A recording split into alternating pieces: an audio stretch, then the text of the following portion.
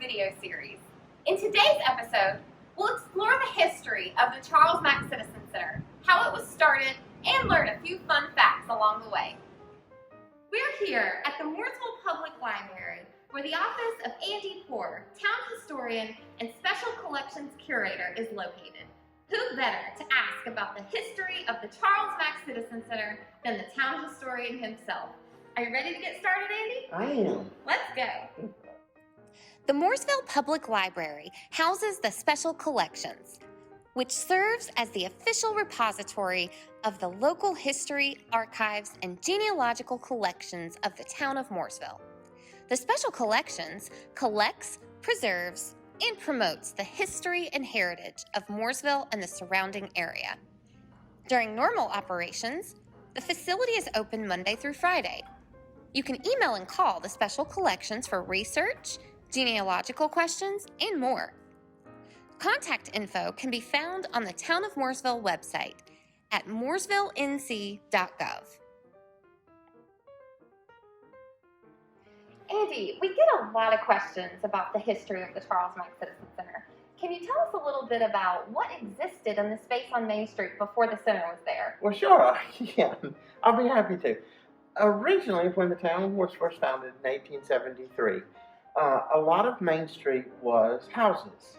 And a lot of the early businesses, of course, started in the house, and then as they grew the houses, they would move the houses and build buildings.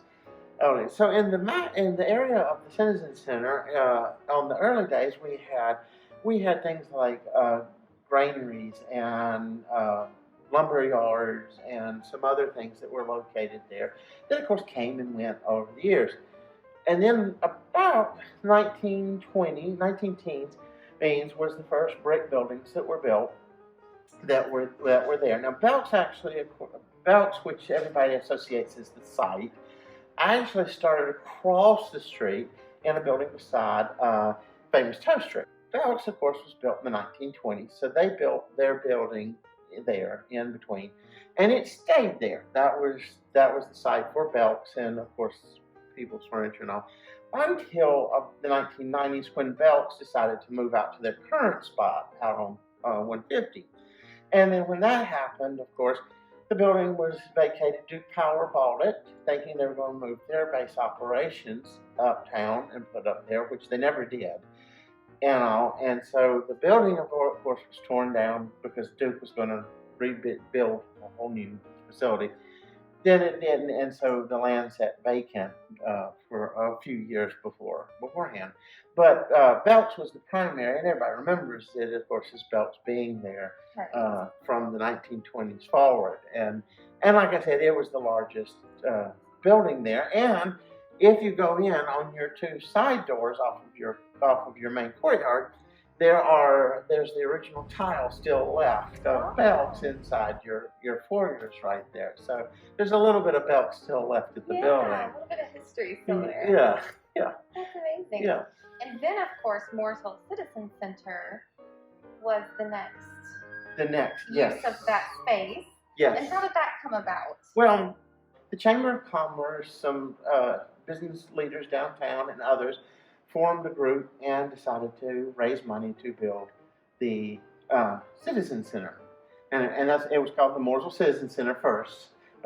And, of course, Lawrence Hospital at the same time was being sold to and moving out from where it's at. And I can't remember the name of the first group that bought it. But anyway, they used the money from the sale of the hospital as a seed to start the Citizen Center. And so the town got behind it as the citizens did, and of course it was built as our first big recreational center. So Andy, what actually led to the transition from the Mooresville Citizen Center to the Charles Mack Citizen Center? Well, as you know, Mooresville is a growing community. It hasn't stopped growing, and it keeps growing. And so the Citizen Center had to be expanded. So then comes Charles Mack, who became a principal donor to it. He gave the bulk of the money to finish off the project and to expand the Citizen Center. And of course, then we felt honored to by that because he is a Mooresville native and all, and so we decided let's name the Mack Center. I mean, change it from the Citizen Center to the Charles Mack Center. Sure. Okay. It was so Charles Mack was also a native of Mooresville. His family came in the early part of the 1900s to Mooresville. They were from Lebanon, and they were a merchant family. They dealt with textiles and things. Charles actually was a confectioner. He actually, with another gentleman, where famous toastery is today, he actually started his confectionery business in there. Of course, came up with the first recipe for the ice cream that became deluxe ice cream. Oh, neat. Then after that, he decided he wanted to change and of course grow, and so he moved and became a wholesale distributor. It was our first wholesale, and they were located on Center Street where the Mooresville Museum is today.